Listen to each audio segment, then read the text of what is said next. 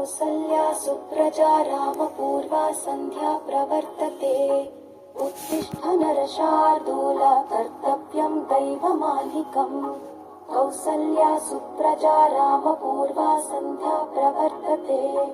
उत्तिष्ठ नरशार्दूल कर्तव्यं दैवमालिकम्। उत्तिष्ठोत्तिष्ठ गोविन्द उत्तिष्ठ गरुडध्वज। उत्तिष्ठ कमलाकान्त त्रैलोक्यं मङ्गलं कुरु। उत्तिष्ठोत्तिष्ठ गोविन्द उत्तिष्ठ गरुडध्वज। उत्तिष्ठ कमलाकान्त त्रैलोक्यं मङ्गलं कुरु। मातः समस्त जगतां मधुकैटभारे। वक्षो विहारिणि मनोहर दिव्यमूर्ते। श्रीस्वामि निश्चित जनप्रिय दानशीले।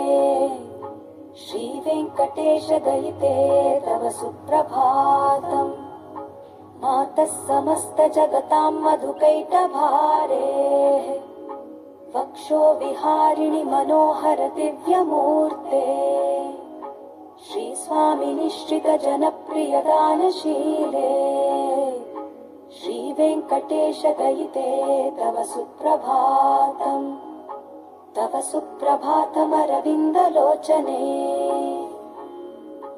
भवतु प्रसन्नमुखचन्द्रमण्डले। विधिशङ्करेन्द्रवनिताभिरर्चिते। वृषशैलनाथ दयिते दयानिधे। अत्र्यादिसप्त ऋषयः समुपास्य सन्ध्याम्। आकाश सिन्धु कमलानि मनोहराणि। आदाय पादयुगमर्चयितुं प्रपन्नाः। शेषाद्रिशेखर विभो तव सुप्रभातम्। पञ्चाननाब्ज भव षण्मुखवासवाद्याः। त्रैविक्रमादिचरितं विबुधास्तुवन्ति।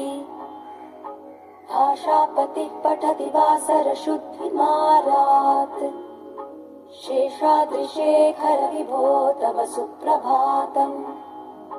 ईषत्प्रफुल्ल सरसीरुहनारिकेलपूगद्रुमादिषु मनोहर पालिकानाम्।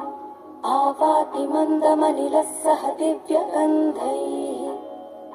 शेषाद्रिशेखर विभो तव सुप्रभातम्। उन्मील्य नेत्रयुगमुत्तमपञ्जरस्थाः। पात्रावशिष्टकदलीफलपायसानि। भुक्त्वा सलीलमथ केलिशुकाः पठन्ति। शेषाद्रिशेखर विभो तव सुप्रभातम्। तन्त्री प्रकर्ष मधुरस्वनया विपञ्चा। गायत्यनन्तचरितं तव नारदोऽपि। भाषा समग्रमसकृत्करचाररम्यम्। शेषाद्रिशेखर विभो तव सुप्रभातम्। भृङ्गावली च मकरन्दरसानुविद्ध झङ्कारगीतनिनदैः सह सेवनाय। निर्यात्युपान्तसरसी कमलोदरेभ्यः। शेषाद्रिशेखर विभो तव सुप्रभातम्। योषा गणेन वरदध्नि विमध्यमाने। घोषालयेषु दधिमन्थन तीव्रघोषाः। रोषात् कलिं विदधते ककुभश्च कुम्भाः। शेषाद्रिशेखर विभो तव सुप्रभातम्। पद्मेशमित्रशतपत्रगतालिपर्गाः।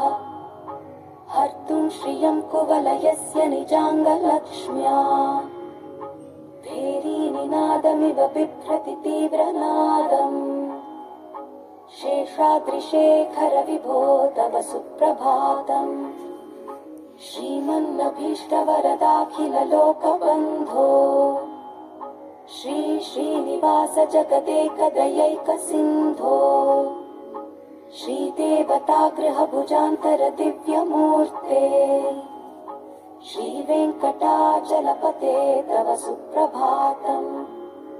श्रीमन्नभीष्टवरदाखिललोकबन्धो।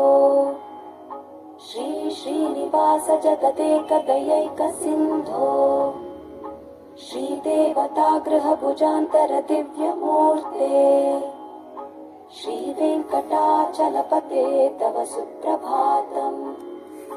श्रीस्वामि पुष्करिणिकाप्लवनिर्मलाङ्गाः श्रेयोर्थिनो हरविरिञ्च सनन्दनाद्याः द्वारे वसन्ति वरवेत्रहतोत्तमाङ्गाः श्रीवेङ्कटाचलपते तव सुप्रभातम्। श्रीशेषशैलगरुडाचल वेङ्कटाद्रिनारायणाद्रिवृषभाद्रिवृषाद्रिमुख्याम् आख्यां त्वदीयवसतेरनिशं वदन्ति श्रीवेङ्कटाचलपते तव सुप्रभातम्।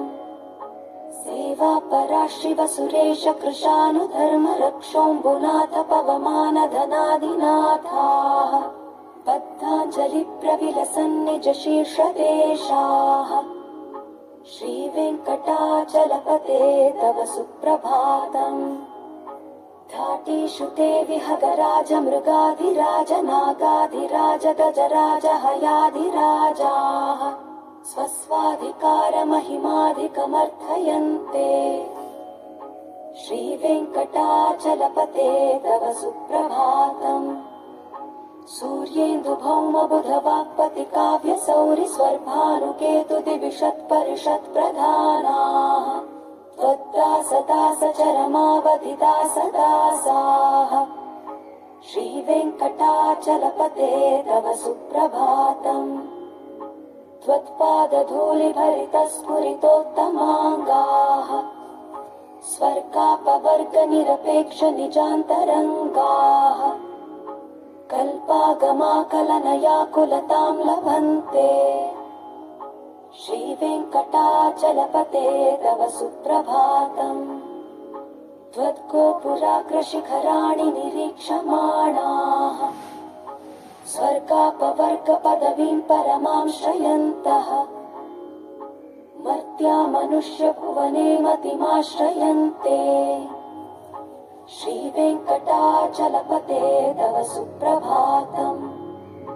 श्रीभूमिनायक दयादिगुणामृताब्धे देवाधिदेव जगदेक शरण्यमूर्ते श्रीमन्ननन्त गरुडादिभिरर्चिताङ्घ्रे श्रीवेङ्कटाचलपते तव सुप्रभातम्।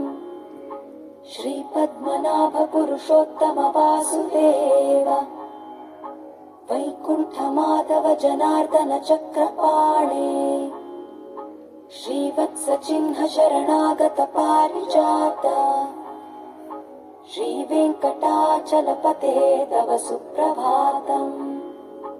कन्दर्पदर्पहर सुन्दर दिव्यमूर्ते कान्ताकुचाम्बुरुह कुट्मललोल दृष्टे कल्याण निर्मल गुणाकर दिव्य कीर्ते श्रीवेङ्कटाचलपते तव सुप्रभातम्।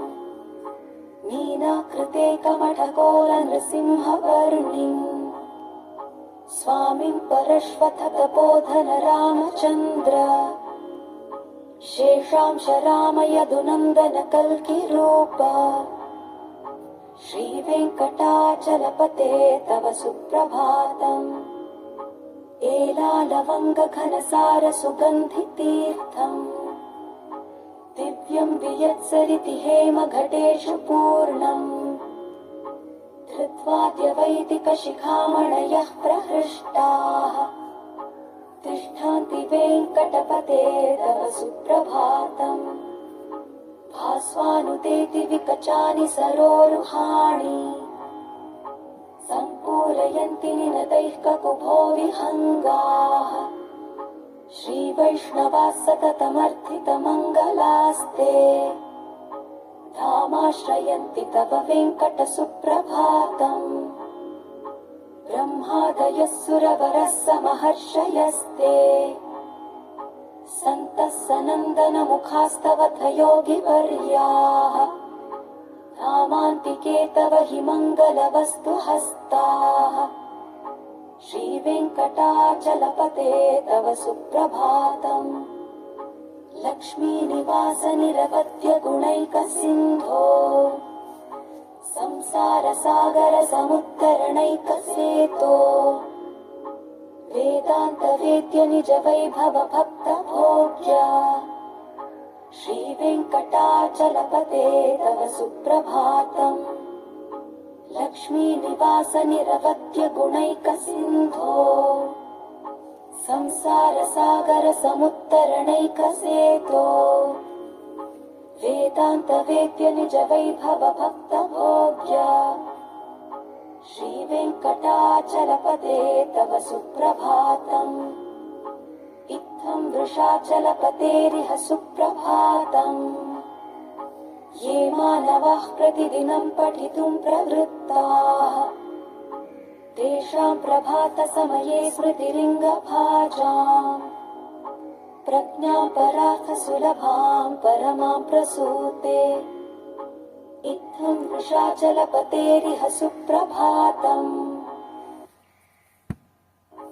ये मानवाः प्रतिदिनं पठितुं प्रवृत्ताः तेषां प्रभातसमये स्मृतिलिङ्गभाजाम् प्रज्ञां परार्थसुलभां परमां प्रसूते।